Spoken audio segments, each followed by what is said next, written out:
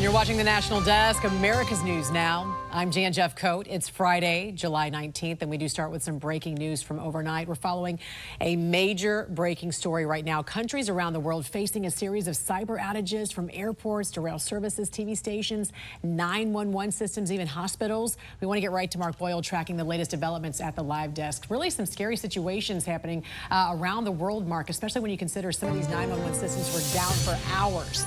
And some still coming back online. And right off the top here, the CEO for the company behind all of this says it does not appear to be a cyber attack. We'll get to that here in just a moment. Right now, we continue, though, to bring you the latest on this global IT cyber outage. It appears a flawed update of cloud-based cybersecurity platform called CrowdStrike, Falcon sensor software, resulted in this widespread chaos we're now seeing. Jan talked about the 911 emergency services. They were down in several states overnight and into this morning. And those issues continue to span now and fall into the travel world. Here are some of the multiple airlines that were forced to ground flights, some now coming back online. Delta putting this message on X, saying they've resumed some flights departing this morning after vendor technology issue impacted several airlines and businesses around the world. American Airlines says earlier this morning a technical issue with a vendor impacted multiple carriers. They started safely to reestablish its operation around 5 a.m. Eastern. And United posting a new message right now about that third-party outage. They also say they are working to restore systems, some flights resuming, and working with customers with waivers to get them on their way. But it's going to be a slow go at it at the airport today. Down Detector is a website. We show it right here. This shows the outages. This is from Microsoft specifically. If you take a look here, you see those two large graphs that show the spikes, right? So the biggest one late last night, 7 into 10 p.m., then it dropped again. And then around 1 a.m. it picked up, and you see it's still high right now as it continues, so they still have some issues at Microsoft getting things underway and cleared up. Delays for airlines, 21,000 delayed flights. These are the most updated numbers. If you see the mouse moving around there, that's our producer hitting refresh. The total cancellations, just shy of 2,000. Very high numbers for a non-weather day if you followed this stuff. We're continuing to get the very latest updates here at the live desk, and any new information, we'll bring it to you. We start this morning with that breaking news that major IT outage is seeing wide-reaching impacts across the country. Good morning to you. At 6:30, I'm Robert Bird. And I'm Jonah Hopkins. Really, it's impacting the globe, but You'll notice that our show looks a little bit different today because we are working through those outages as well, and you might have to face those as you head to work this morning. Lindsay Masses is at the alert desk now with more on the overnight developments. So we're seeing some slow progress from that blue screen of death on our laptops to teleprompter. There we go. Everything. You know what? This is impacting so much, and we are getting updates in right now. In fact, I'm finding out from the company that is trying to fix all of this that there is a fix that they have deployed for a bug that has caused this global IT outage. And as Adriana mentioned, this is what we came into this morning, and this might be what you will be facing when you get to work this morning. We usually call this the blue screen of death. In my case, I was never able to get my laptop working. I finally had to push it aside. Now, we do know that the company that is now taking responsibility for this is called CrowdStrike, and you're going to hear a lot about the company today. It is U.S. based, and I'm taking a look at a statement that their CEO just put out. And again, I'm looking at this. So you're getting this in real time as I'm looking at it as well. They do say that this is not a security incident. It is not a cyber attack. They have identified the issue. They're working to fix it right now. They're telling a lot of customers that use their services to go to the support portal so they can get those updates and get things back and running. I want to mention that it's a really good day to start with patience and a lot of kindness for your IT departments, because they're going to be up against a lot this morning. And looking overseas, because they've had their day going and we've just really been waking up this morning. They have had issues with some of their pharmacies. In Australia, they've had some banking issues. The BBC is reporting that the London Stock Exchange has been impacted by this as well. And I do want to mention some of the airports there, impacts worldwide, and we're going to be focusing on that in just a moment as well. So it is a huge, huge day today because of IT issues, and I think a lot of us have experienced something like this in the past. So it's just one of those days where you have to go into it, taking a deep breath. And Robert, if you're flying, you're going to have to take more than one deep breath. Patience is the key this morning. Lindsay, thank you for that. Meantime, the outages are having a major impact, like you said, Lindsay, on airports worldwide. Several airlines have asked the FAA for ground stops on all flights. 7 News' John Gonzalez live at Reagan National this morning. That's where he's been. John, what are you seeing now? Well, some frustrated passengers, Robert, and U.S. Transportation Secretary Pete Buttigieg says he's monitoring the situation because this is affecting the FAA and a number of major carriers, including Delta, United, American, we understand is slowly getting back online, and Frontier Airlines. Take a look at the line here. Pretty much everyone on their phone trying to rebook, trying to get to their destination, and it's not going to happen this morning through Frontier, and it is very frustrating for folks like Chris. Chris, you are trying to get to Denver. It's a layover for you. You're concerned that you won't get to Salt Lake when you're supposed to. Yeah, I don't think so. I'm not even able to rebook or anything like that, so I don't know how I'm going to make the flight out. Yeah, I've been seeing you on your phone trying to find a way. The system's down. I can't log in. I can't, they can't do anything on their systems here, so I don't know what I'm going to do. Well, good luck to you. Good luck Thanks. to you, my friend. Thanks, Chris. Let's talk to this family over here. They're trying to get on the same flight, a Denver flight as well. Hey, guys, this is not your only flight that's been canceled. You were canceled last night. Correct. We were trying to get to Denver last night and thought it was just a Frontier problem and that we'd be good to go on the 7 o'clock flight today, but obviously that's been canceled too. And what are they saying? What is Frontier saying to you? Well, it's a low-cost airline, so they're not saying anything. It's all on computer through the app. We're trying to rebook, but it seems like there may not be flights till Saturday. Wow. Or even Sunday. maybe even Sunday. Wow. Yeah. Well, more importantly, Dad, how do you keep these little ones entertained? Well, we're probably violating all kinds of pediatric recommendations by having them on these devices, but it does keep them calm. Well, they are pretty calm. They're very sweet, too. Well, good luck to you. Hopefully you get to Denver. Yeah, frustrating for a lot of families on a Friday trying to travel for the weekend, and they're just unable to right now. And all they're being told is that this Microsoft shutdown is global, and it may be a while. Back to you inside. From Albany International Airport this morning. Still looking like very long lines behind you there, Olivia, as people are starting to figure out what's going on here.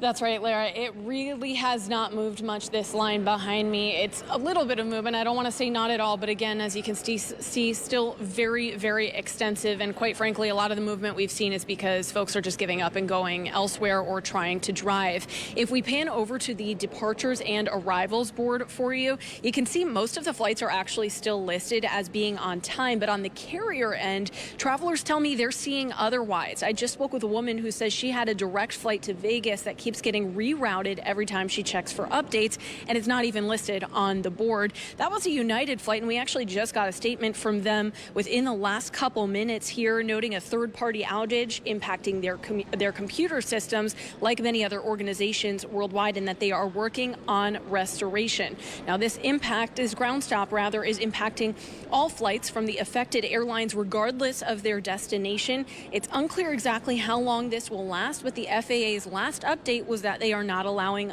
departures until 8 o'clock this morning. We can take a look here at the full list of the airlines reportedly impacted this morning. It includes major U.S. carriers, Delta, United, American, and Allegiant, all of which fly out of Albany International. But since we've been on air this morning, as Chet and Lara have mentioned, American says its issue has been resolved. Airlines in Australia and New Zealand have also been affected. Now, coming up in the next hour here, we will hear from a couple I spoke with on camera. They say that they've been here since early this morning. They were supposed to get on a Delta flight, which still is listed as being on time, but they got a notification from the carrier directly that said it's been canceled. They tell me they're trying to make it to a wedding in Sacramento tomorrow, and hopefully they'll be able to do just that. We'll continue to bring you live updates from the airport throughout the morning, but for now, live in Albany, Olivia Jakewith, CBS 6 News. Right now, Fox 17 News, we are showing you a live look as we continue covering breaking news updates from Nashville's International Airport. The FAA says American, Delta, and United, all of them issuing ground stops. Moments ago, we had a live update from Nashville's International Airport talking about a global ground stop. This is all because of the ongoing issues regarding a massive outage with Microsoft. So if you're waking up, perhaps you're trying to check your email, send a message, you're probably being impacted. We've been talking about this since 4 a.m. There's the website called Down Detector, which of course follows user-reported service disruptions.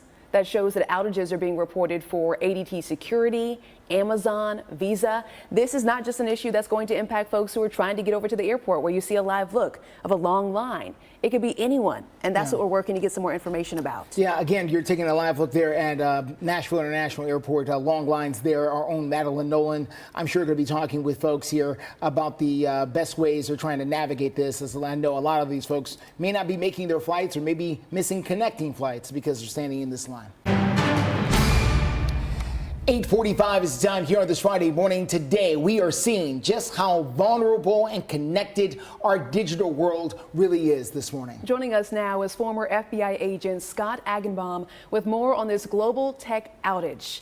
Can you kind of just put in your own perspective, how are you feeling waking up, seeing everything that's going on based on your knowledge, your expertise? I feel like I'm living in a bad movie today.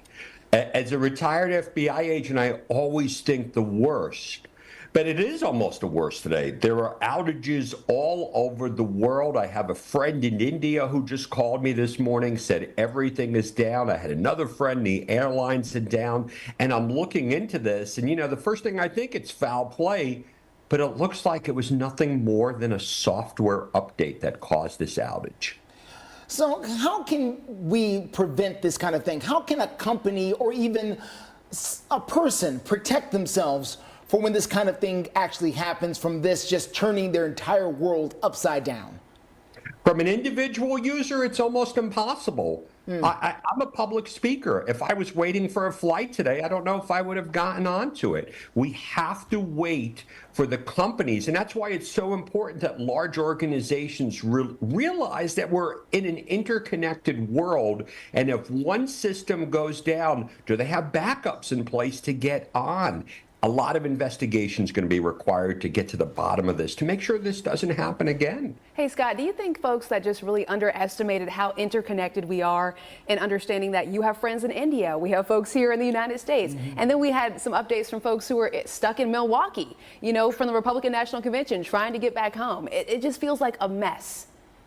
It is a mess. And, you know, I hate to say it, I think worst case scenario. When we talk about infrastructure, we're talking about power systems, we're talking about oil refineries. Let's even bring it down even more basic to healthcare organizations. These healthcare organizations have all of these interconnected systems. What if all of a sudden something like this happens during the middle of an operation? It's really scary to think about how connected we really are.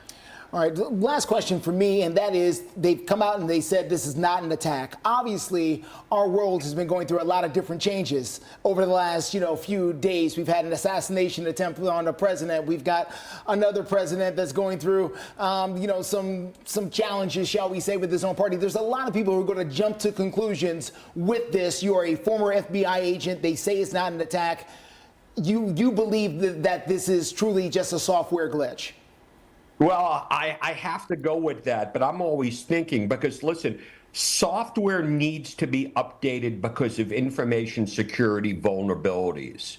I always start to worry, what if somebody, a cyber criminal, a nation state, gets in and can impact the code? We've been talking about that for years in the creation of code. Again, I use this term all the time, and I'm tired of using it. It's another wake-up call. This could really have turned out to be something really bad, and only time will tell. All right, only time will tell, but certainly another wake-up call for sure. Retired FBI agent Scott Agenbaum, thank you so much. I feel like we could just ask him question after question, but unfortunately, we have to wrap up and go to co-brand meteorologist Greg Bovis. Welcome back, everybody. A tech malfunction is crippling airports and banks and businesses and government services all around the world. I got a text message at 2 o'clock in the morning explaining what was going on, and I said, good Lord, get me Dave Hatter on standby. He joins us now, and Dave, it is only just sort of the cherry on the sundae that we cannot get you on Zoom right now, that we're doing a good old-fashioned phoner. What the heck is going on, Dave Hatter? Yeah, it's a bad day to be in IT, especially if you use CrowdStrike.